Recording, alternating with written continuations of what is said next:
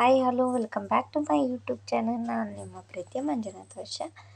ಇವತ್ತು ಬೇಕ್ರಿ ಸ್ಟೈಲಲ್ಲಿ ಯಾವ ರೀತಿ ಬರ್ಗರ್ ಮಾಡೋದು ಅಂತ ತೋರಿಸ್ಕೊಡ್ತಾ ಇದ್ದೀನಿ. ಮೊದಲಿಗೆ ಒಂದೆರಡು ಆಲೂಗೆಡ್ಡೆನ ಬೇಯಿಸಿಟ್ಕೊಂಡಿದ್ದೆ. ಅದನ್ನು ಸ್ವಲ್ಪ ಚೆನ್ನಾಗಿ ತುರ್ಕೊಬೇಕು. ಆಮೇಲೆ ಒಂದೆರಡು ಹಸಿಮೆಣ್ಸಿನ್ಕಾಯಿನ ಹಾಕ್ಕೊಂಡಿದ್ದೀನಿ. ಸ್ವಲ್ಪ ಕೊತ್ತಂಬರಿ ಸೊಪ್ಪನ್ನ ಹಾಕ್ಕೊಂಡಿದ್ದೀನಿ. ಅದೆಲ್ಲ ಮೇಲೆ ಕ್ಯಾಪ್ಸಿಕಮ್ ಹಾಕ್ಕೊಬೇಕು. ಅದಾದಮೇಲೆ ಬಟಾಣಿ ಇರುತ್ತಲ್ಲ, ಹಸಿ ಬಟಾಣಿ, ಅದನ್ನು ಬೇಯಿಸ್ಬಿಟ್ಟು ಹಾಕ್ಕೊಂಡಿದ್ದೀನಿ. ಆಮೇಲೆ ಚಿಲ್ಲಿ ಫ್ಲೇಕ್ಸ್ ಹಾಕಬೇಕು. ಆಮೇಲೆ ಸ್ವಲ್ಪ ಗರಂ ಮಸಾಲ, ಸ್ವಲ್ಪ ಉಪ್ಪು, ಜೀರಿಗೆ ಪೌಡರು, ಸ್ವಲ್ಪ ಖಾರದ ಪುಡಿ ಬೇಕಿದ್ದರೆ ನೀವು ಸೇರಿಸ್ಕೋಬೋದು, ಬೇಡ ಅಂದರೆ ಸ್ಕಿಪ್ ಮಾಡ್ಬೋದು. ಸ್ವಲ್ಪ ಟೇಸ್ಟಿಂಗ್ ಪೌಡರು, ಸ್ವಲ್ಪ ಉಪ್ಪನ್ನ ಹಾಕ್ಕೊಂಡಿದ್ದೀನಿ. ಅದಾದಮೇಲೆ ಬ್ರೆಡ್ದು ಇದು ಬರುತ್ತಲ್ಲ ಪೌಡರು, ಅದನ್ನು ಕೂಡ ಹಾಕ್ಕೊಂಡು ಚೆನ್ನಾಗಿ ಮಿಕ್ಸ್ ಮಾಡ್ಕೊಬೇಕು. ನೋಡಿ, ಇದನ್ನು ಮಿಕ್ಸ್ ಮಾಡ್ಕೊಂಡಾದ್ಮೇಲೆ ನಾವು ಯಾವ ರೀತಿ ವಡೆ ಹಾಕ್ತೀವಲ್ಲ, ವಡೆ ತಟ್ತೀವಲ್ಲ, ಆ ಥರ ತಟ್ಬಿಟ್ಟು ಸ್ವಲ್ಪ ಅದಕ್ಕಿಂತ ವಡೆಗಿಂತ ಸ್ವಲ್ಪ ಮಂದನೇ ಇರಬೇಕು.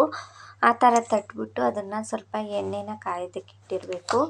ಎಣ್ಣೆನ ಕಾಯೋದಕ್ಕಿಟ್ಟಾದ್ಮೇಲೆ ಈ ತಟ್ಟಿರೋಂತಹ ವಡೆನ ನಾವು ಆ ಎಣ್ಣೆಯಲ್ಲೇ ಹಾಕಬೇಕು.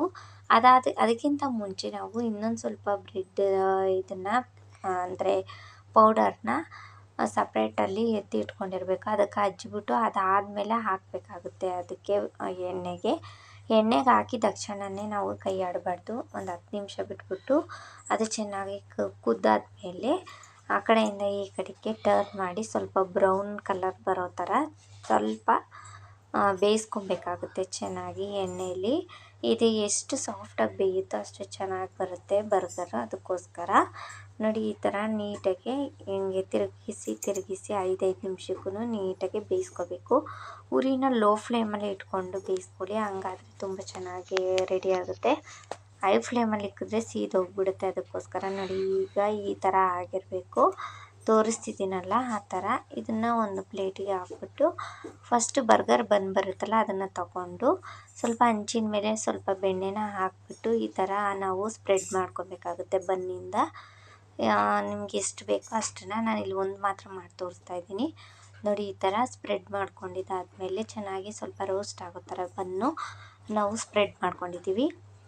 ಅದಾದಮೇಲೆ ಈರುಳ್ಳಿನ ರೌಂಡಕ್ಕೆ ಕಟ್ ಮಾಡಿಬಿಟ್ಟು, ಈರುಳ್ಳಿ ಮತ್ತು ಟೊಮೆಟೊನೂ ಕೂಡ ರೌಂಡಕ್ಕೆ ಕಟ್ ಮಾಡಿಬಿಟ್ಟು, ಸ್ವಲ್ಪ ಕ್ಯಾಪ್ಸಿಕಮ್ ಇದ್ದರೆ ಕ್ಯಾಪ್ಸಿಕಮ್ನೂ ಕೂಡ ರೌಂಡಕ್ಕೆ ಕಟ್ ಮಾಡಬೇಕಾಗುತ್ತೆ.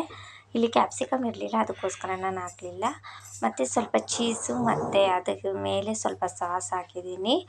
ಅದೆಲ್ಲ ಆದಮೇಲೆ ಮತ್ತೆ ಬನ್ ಇಟ್ಬಿಟ್ಟು ಅದ್ರ ಮೇಲೆ ಸಾಸ್ ಹಾಕಿದ್ರೆ ಬರ್ಗರು ತುಂಬ ಟೇಸ್ಟಿಯಾಗಿರುತ್ತೆ. ನೋಡಿ, ಇವಾಗ ರೆಡಿ ಆಗಿದೆ, ಎಷ್ಟು ಸೂಪರ್ ಆಗಿದೆ. ಸೊ ಪ್ಲೀಸ್ ನನ್ನ ಚಾನಲ್ಗೆ ಸಬ್ಸ್ಕ್ರೈಬ್ ಆಗಿ, ಹಾಗೆ ಪಕ್ಕದಲ್ಲೇ ಕಾಣುವಂಥ ಬೆಲ್